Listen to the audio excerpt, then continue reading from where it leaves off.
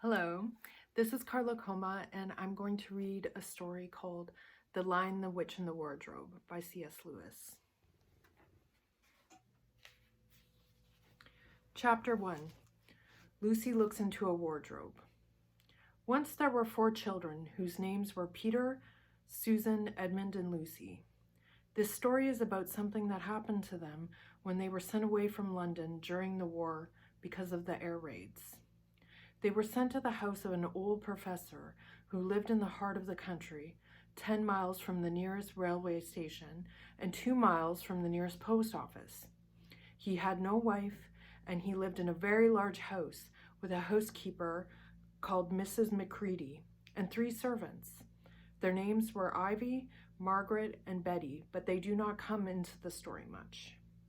He himself was a very old man with shaggy white hair, which grew over most of his face as well as on his head, and they liked him almost at once. But on the first evening, when he came out to meet them at the front door, he was so odd-looking that Lucy, who was the youngest, was a little afraid of him, and Edmund, who was the next youngest, wanted to laugh and had to keep on pretending he was blowing his nose to hide it. As soon as they had said goodnight to the professor and gone upstairs on the first night, the boys came into the girls' room, and they all talked about it. "We've fallen on our feet, and no mistake," said Peter. "This is going to be perfectly splendid. That old chap will let us do anything we like." "I think he's an old dear," said Susan.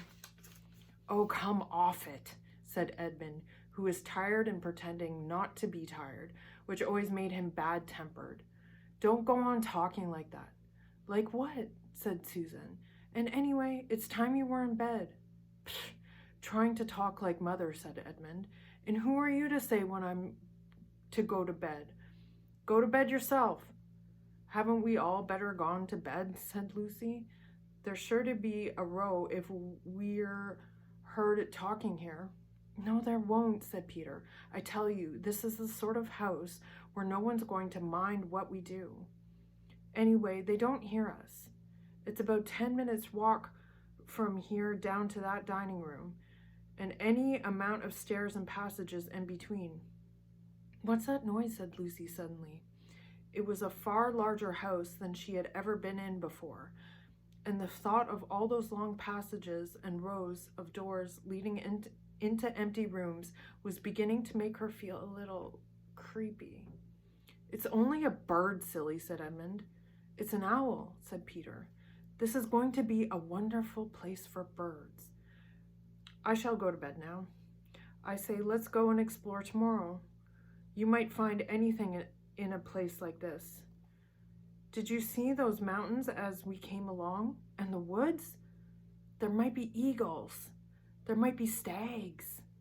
There'll be hawks. Badgers," said Lucy. "Foxes," said Edmund. "Rabbits," said Susan.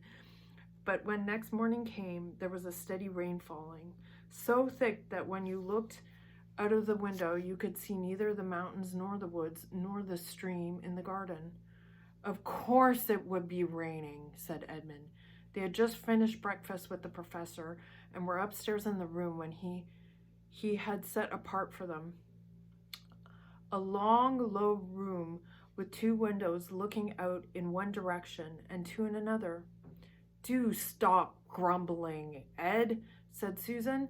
10 to 1 it'll clear up in an hour or so. And in the meantime, we're pretty well off.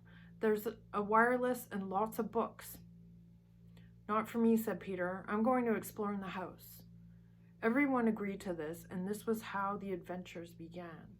It was the sort of house that you never seemed to come to the end of, and it was full of unexpected places.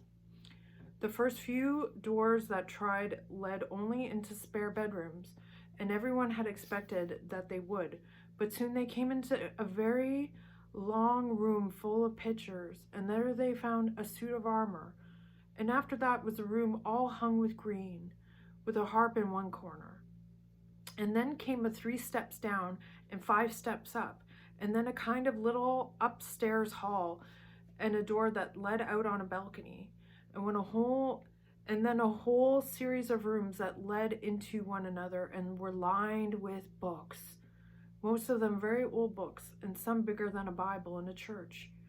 And shortly after that, they looked into a room that was quite empty except for one big wardrobe, the sort that has a looking glass in the door. There was nothing else in the room at all except a dead blue bottle on the windowsill. "Nothing there," said Peter. And they all trooped out again, all except Lucy. She stayed behind because she thought it would be worthwhile trying the door of the wardrobe, even when she felt almost sure that it would be locked. To her surprise, it opened quite easily, and two mothballs dropped out. Looking into the inside, she saw several coats hanging up, mostly long fur coats. There was nothing Lucy liked so much as the smell and feel of fur. She immediately stepped into the wardrobe and got in among the coats and rubbed her face against them, leaving the door open, of course, because she knew that it was foolish to shut herself into any wardrobe. Soon she went further in and found that there was a second row of coats hanging up behind the first one. It was almost quite dark in there, and she kept her arms stretched out in front of her as to not bump her face into the back of the wardrobe. She took a step further in, and 2 or 3 steps, always expecting to feel woodwork against the nips of her fingers, but she could not feel it. This must be a simply enormous wardrobe, thought Lucy, going still further in and pushing the soft folds of the coats aside to make room for her. Then she noticed that there was something crouching under her feet. "I wonder, is that more mothballs?" she thought, stooping down to feel it with her hand. But instead of feeling the hard, smooth wood of the floor of the wardrobe, she felt something soft and powdery and extremely cold. "This is very queer," she said, and went a step or 2 further. Next moment she found that what was rubbing against her face and hands was no longer soft fur, but something hard and rough and even prickly. "Why, is it just like branches of trees?" exclaimed Lucy. And when she saw that there was a light ahead of her, not a few inches away where the back of the wardrobe ought to have been, but a long way off, something cold and soft was falling on her. A moment later, she found that she was standing in the middle of a wood at nighttime, with snow under her feet and snowflakes falling through the air. Lucy felt a little frightened, but she felt very inquisitive and excited as well. She looked back over her shoulder, and there, between the dark tree trunks, she could still see the open doorway of the wardrobe, and even caught a glimpse of the empty room from which she had set out.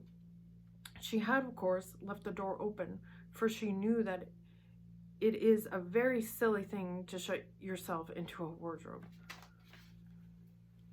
It seemed to be still daylight there. "I can always get back if anything goes wrong," thought Lucy. She began to walk forward, crunch, crunch, over the snow and through the wood towards the other light. In 10 minutes, she reached out and found it was a lamppost. As she stood looking at it, wondering why there was a lamppost in the middle of a wood, and wondering what to do next, she heard a pitter-patter of feet coming towards her, and soon after that, a very strange person stepped out from amongst the trees and into the light of the lamppost. He was only a little taller than Lucy herself, and he carried over his head an umbrella, white with snow. From the wrist upwards, he was a little man, but his legs were shaped like a goat's. The hair on them was glossy black, and instead of feet, he had goat's hooves. He also had a tail, but Lucy did not notice this at first, because it was neatly caught up under the arm that held the umbrella, as to keep from trailing in the snow. He had a red woolen muffler round his neck, and his skin was rather reddish too. He had a strange but pleasant little face with a short pointed beard and curly hair, and out of the hair there stood two horns, one on each side of his forehead. One of his hands, as I have said, held the umbrella. In the other arm he carried several brown paper parcels. That which the parcels and the snow, it looked just as if he had been doing his Christmas shopping. He was a fawn. And when he saw Lucy, he gave such a sort of surprise that he dropped all his parcels. "Goodness gracious me!" exclaimed the fawn.